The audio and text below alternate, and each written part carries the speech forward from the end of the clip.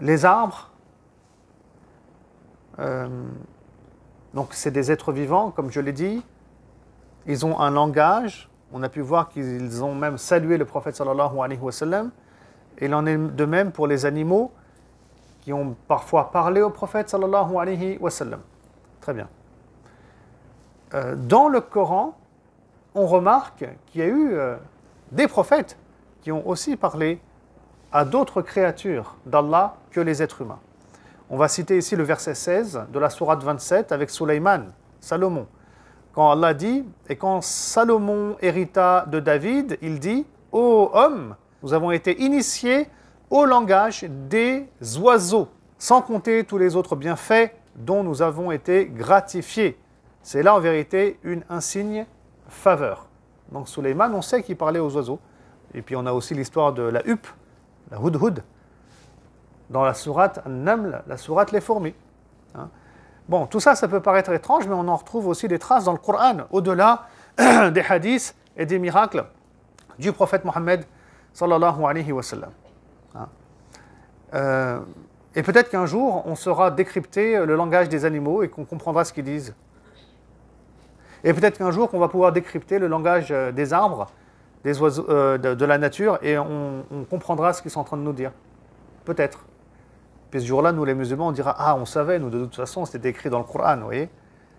Bon, peut-être que tu savais, mais tu n'y croyais pas forcément déjà. Hein, et puis tu n'as rien fait pour arriver à parler aux oiseaux et à parler à la nature. Mais c'est des choses qui sont possibles, qui ont bien existé. Auparavant, on le trouve avec le prophète sallallahu alayhi wa sallam, et on le trouve aussi avec Sulayman.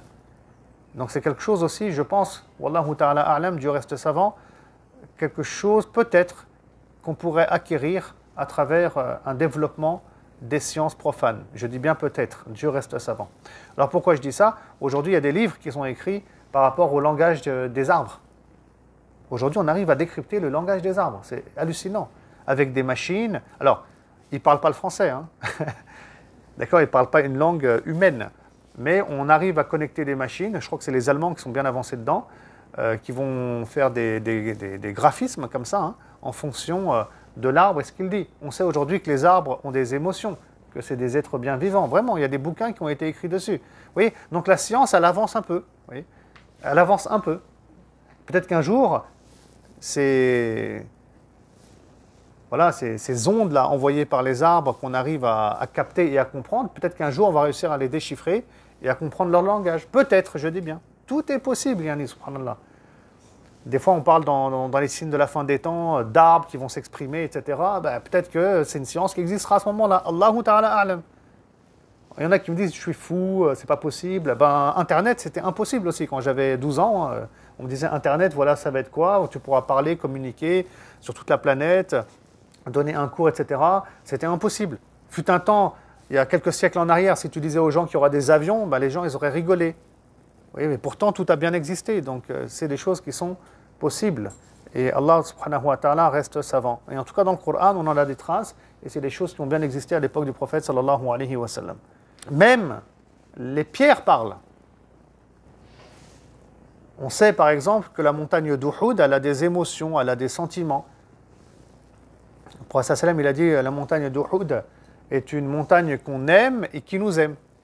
Donc on a appris par là que finalement, même les montagnes pouvaient avoir des émotions. Le prophète sallam, il se rendait souvent à Uhud. Il a beaucoup parlé de cette montagne-là, avec vraiment insistance.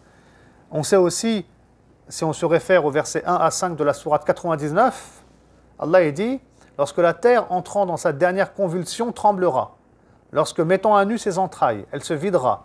Qu'a-t-elle donc? Étonné, l'homme s'interrogera. Ce jour-là, racontant son histoire, la terre dira ce que son Seigneur lui révélera. » Donc elle va raconter son histoire, donc elle va s'exprimer, elle va parler, la terre. « Tuhaddithu akhbaraha » Le mot, il est précis en plus, hein, « Tuhaddithu » Il n'y a pas plus précis que ça comme terme. Hein. Dur à interpréter. Ici, c'est vraiment parler, s'exprimer, quoi. Hein.